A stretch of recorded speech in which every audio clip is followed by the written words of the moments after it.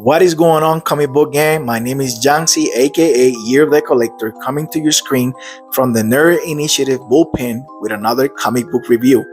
This week, I got the chance to read Crypt of Shadows number 1 with a cover art by the amazing Lainey Francis Yu. This is a throwback to the horror mystery series published in the 1970s. Issue number 1 was released in October 1972, and the last issue, number 21, came out in August 1975. Now, in the modern age, it's become more of a yearly October special with issues released in 2019, 2022, 2023, and now this year is back to haunt us once again. Crypt of Shadows is an anthology book, meaning it has multiple short stories by different creators. The first story is titled Do Androids Dream in the Witch's House by writer Chris Kondo and artist DMP. I'll have the full name in the screen. My apologies, I don't know how to pronounce it. But in this tale, Wanda and Vision are getting ready for the Halloween festivities when the last door opens.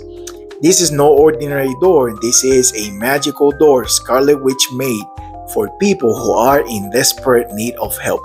Of course, Wanda tries to help whoever was on the other side of the door. However, the door is acting weird since it was put together by Hexfinder, a sworn enemy of Wanda that decided to help the Scarlet Witch in her last battle. So yeah, this is connected to the current Scarlet Witch run. The final thing I'll say about this short story is that Vision tries to do magic and he fails terribly. Chris Kondo wrote a very lighthearted story, and DMP showed a lot of range with action, creepy scenes, and humor in the case of Vision's magical ineptitude. The next story in this book is titled The Green Tide by writer Benjamin Percy, artist Rafael Yenko, and colorist Brian Valenzuela. This is a fast read where Man-Thing lost track of his powers and the situation escalated quickly into a potential environmental disaster. Because of this, Namor the Submariner pulls up on Man-Thing, and let's just say Namor compels Man-Thing to fix it. This story is short but has so much to say. Pretty interesting take by Percy to express how delicate our world is when one simple mistake can threaten entire ecosystems. The art by Valenzuela is pretty cool. The wildlife looks very realistic, and the colors and underwater scenery by Valenzuela gives me that feeling you get when you watch people underwater, like you're holding your own breath too. The final story of this book is titled Monster Games by writer Jason Liu, artist Carlos Magno, and colorist Espen Grudinger. This story is stated to take place prior to the Blood Hunt event of the summer and is centered around the werewolf by night. He's minding his own business in Monster Metropolis, right? And he just got back from hunting. What was he hunting, you ask? Well, he was collecting old vinyl records. That's right. The wolf is a collector and he enjoys listening to old classics when he's not out terrorizing the common folk. The problem is that Kraven the Hunter is back for a rematch from their fight in the 2023 issue. Unfortunately for Kraven, there's another hunter in town and he has something to say about Kraven's game.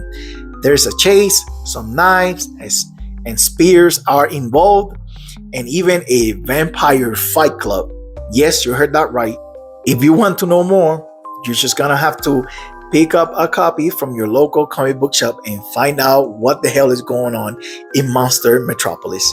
This story by Lou was pretty wild and entertaining, and the art by Magno and Espen was spectacular. Finally, there's a couple of pages with Agatha Harkness, or as she likes to be called now, Lady Harkness. This is titled Bad Reception by Steve Orlando, Claire Rowe, and Luis Zavala. And it's basically Lady Harkness being the host of the comic book. She watches the stories with the readers and adds her own commentary until the end when she stops sharing because whatever is happening, Lady Harkness is concerned. That story is centered on Lady Harkness's war and one of the new champions, Amaranth. You can find out what Lady Harkness is up to with her war Amaranth in Scarlet Witch number 6, also by Steve Orlando. This part of the story by Orlando is just a fun way to promote and continue his Scarlet Witch book, which has been amazing, might I add. The art by Zavala did the new Lady Harkness a lot of justice too. I give this issue a solid 7 out of 10. I recommend you check it out for yourself.